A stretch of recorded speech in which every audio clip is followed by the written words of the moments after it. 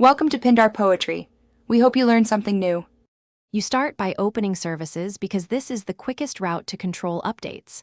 Press Windows plus R, type services, MSC, and press Enter to open the console. Once there, scan to find Windows Update.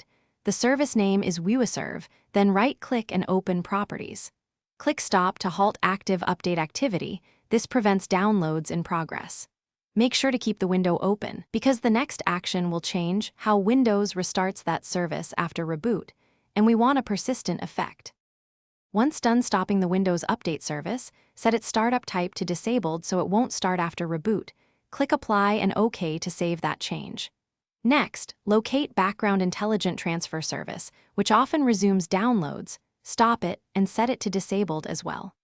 Make sure to inspect dependencies in the Properties tab so you identify related services that might trigger WiiWaServe. After disabling those, Windows won't automatically resume downloading or installing updates, which is exactly what you wanted to prevent. Reboot now and immediately check services to confirm Windows Update and bits remain disabled and stopped. This verifies persistence. If Windows re-enables them, open Task Scheduler, navigate to Microsoft/Windows/Update Orchestrator, and disable scheduled update tasks that can restart services.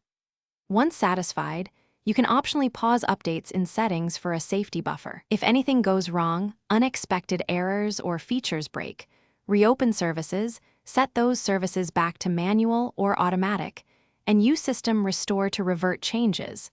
That single step fixes most problems. Thanks for watching. Consider subscribing if we helped you.